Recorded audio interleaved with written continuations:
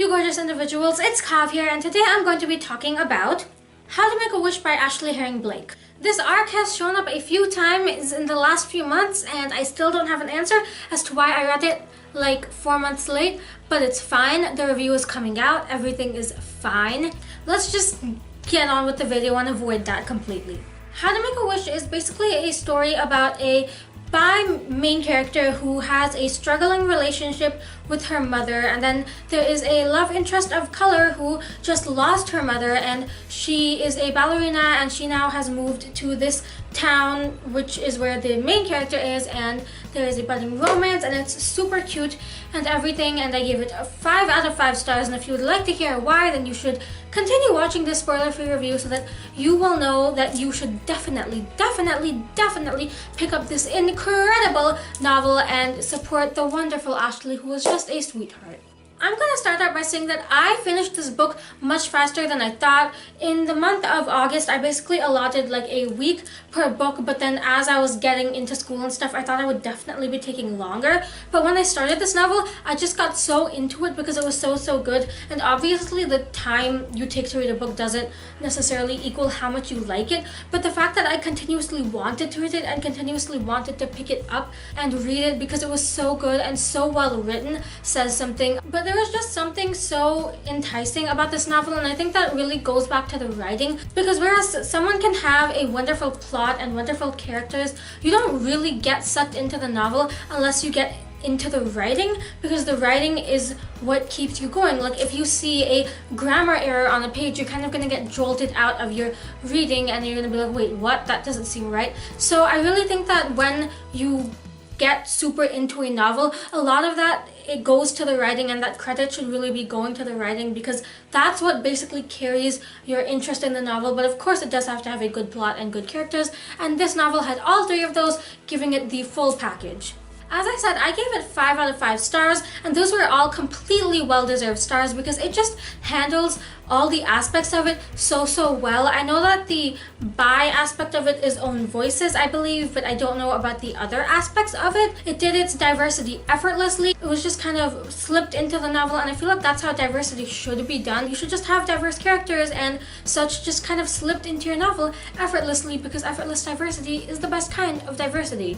And I really liked how it was handled, how the main character handled being bi, and how that was written on the page, and how her experiences with kind of coming to terms with that were kind of mentioned, but they weren't, of course, the whole story, but they were kind of mentioned as we saw her story throughout this novel. And with the love interest of color who was gay, I was really glad with how that was done as well, because intersectional representation is extremely important. I loved how she also mentioned her experiences with her skin color. Of course, she didn't go too into detail with that, but there were instances where she talked about difficulties her mom had in the industry because her mom was black and things like that, where they kind of talked about these different aspects of their lives, but they did it in such a natural way that made it seem extremely realistic, because of course diversity is realistic, and the way it was done contributed to that way of seeing the novel.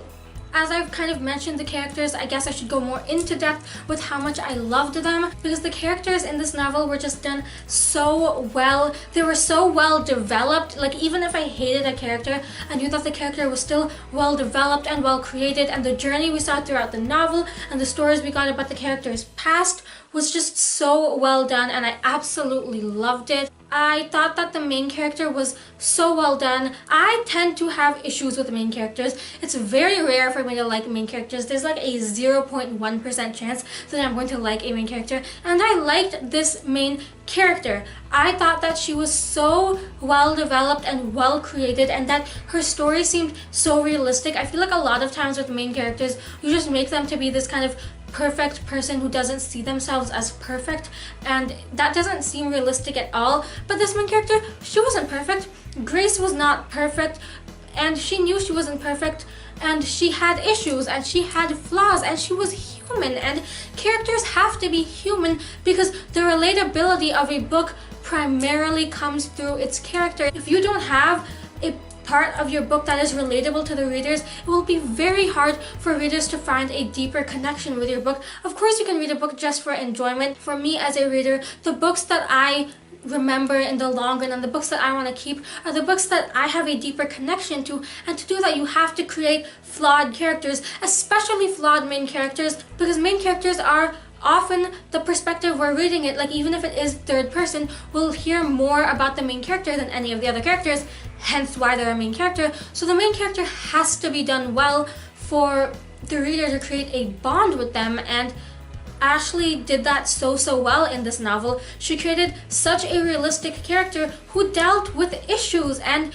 who had flaws. And the love interest also, Ava, she was so wonderfully created. I loved her. I loved seeing her journey of grief and seeing how she journeyed through that in this novel and had to come to a new location and had to deal with pressures from other people to kind of deal with the grief the way they thought she would, and she just dealt with that so well. And it was also nice to see the difference between Grace, who was still kind of coming to terms with being bisexual. She wasn't like new to it or something of that sort, but she still was kind of finding her label and such. But then to see Ava, who knew she was a lesbian and who was totally cool with that, and it was nice to see that parallel between the two characters and how they experienced their journeys. And I feel like those two characters really carried the novel. Of course, there were other prominent characters that I will get into, but those two were the ones that I really felt held the novel, and those two were the ones I felt really created that connection with the reader.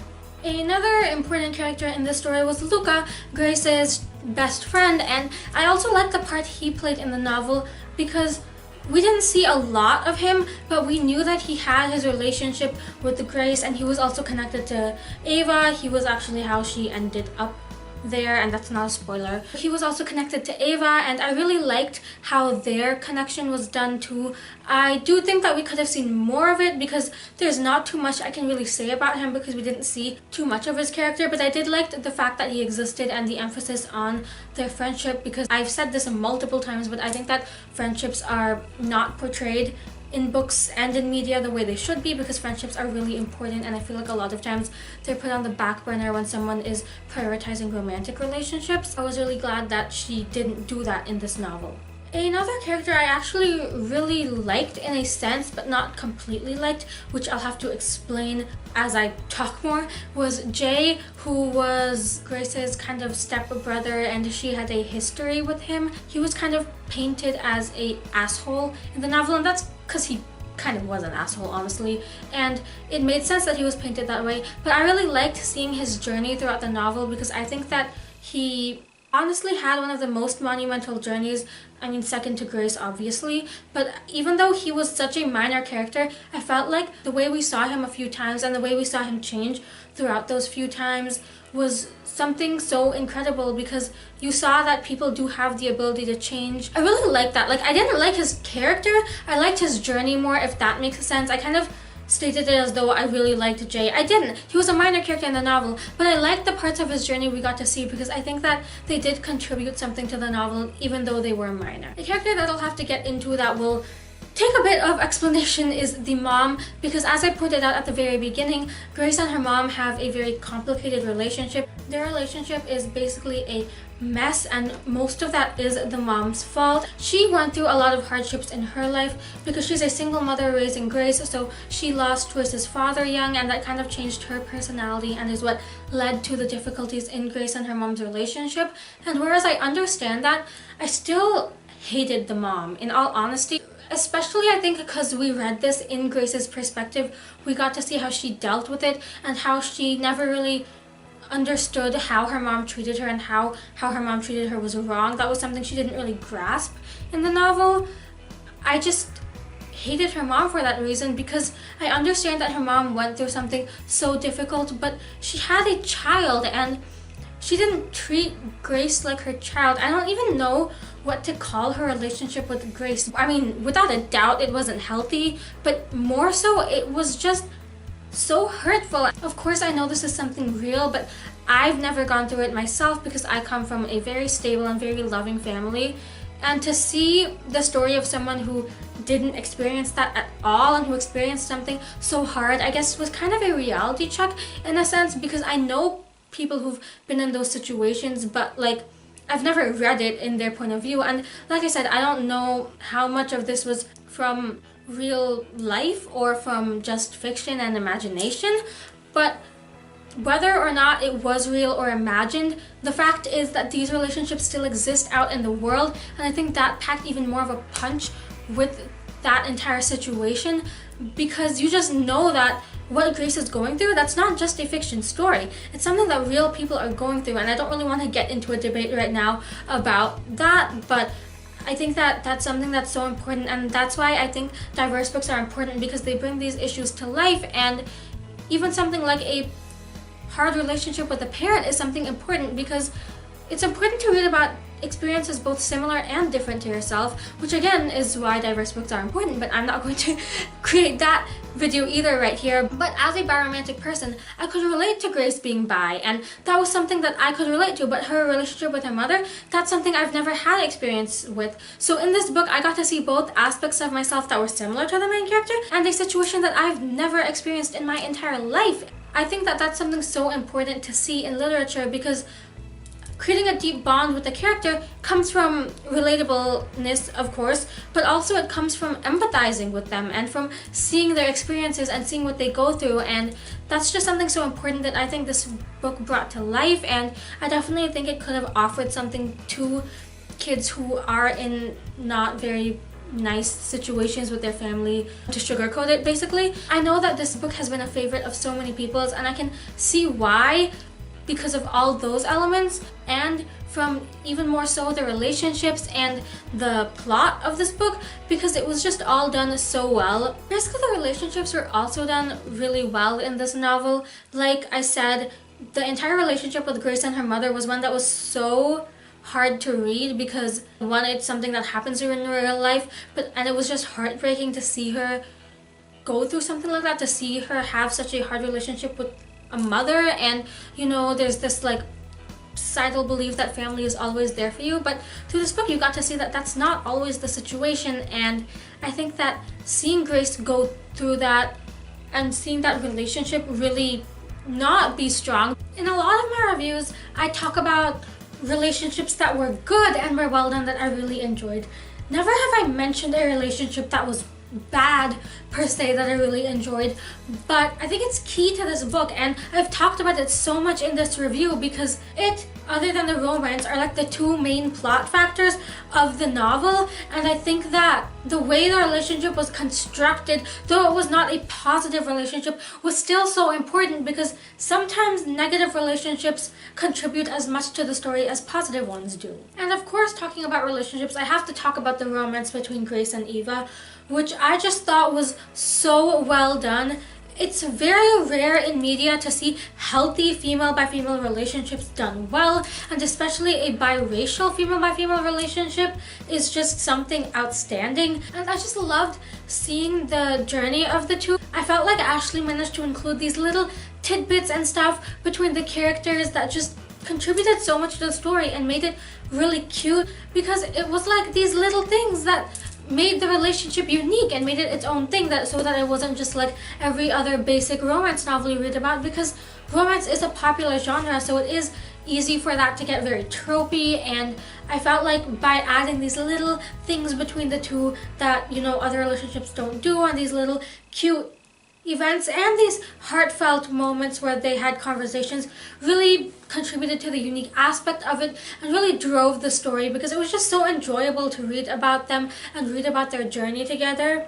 My one only issue with the novel was that I felt that the ending was a little rushed. I kind of found that the ending was very abrupt. I wouldn't have been upset with a little bit more to read so that the ending could have been stretched out a bit. I felt like the ending just kind of happened in like one chapter, just like happened like that. And so I did feel a little bit let down with the ending, but I do feel that everything else in the novel was done absolutely perfectly. So I do highly recommend picking it up, because one, support diverse books, two, it's an amazing book, so support it, and three, just go read it. Ashley's great, the book is great, a lot of great people like it, so those are all some very good reasons to go pick up this novel and support it, and I really hope you do. I'm sorry if this review was more all over the place than my usual ones. My camera died in the middle, so I have done a lot since I came back to film. So yeah, apologies if this is more all over the place than usual, because that was inconvenient. Charge your cameras, kids. I hope you all enjoyed this video. If you did, please give it a like and subscribe because that stuff makes me happy. Go ahead and leave a comment down below. Have you read this novel? If so, what did you think? If you haven't read this novel, let me know if this review convinced you to pick it up, and then go read it, come back and comment what your thoughts were after that. And as usual, all of my social media and my goodies will be in the description below if you would like to follow me anywhere else. Thank you all so much for watching. I hope you are having a lovely day or night wherever you are. Please remember you're beautiful and you deserve the world, and I will see you this Wednesday with a brand new video. Goodbye!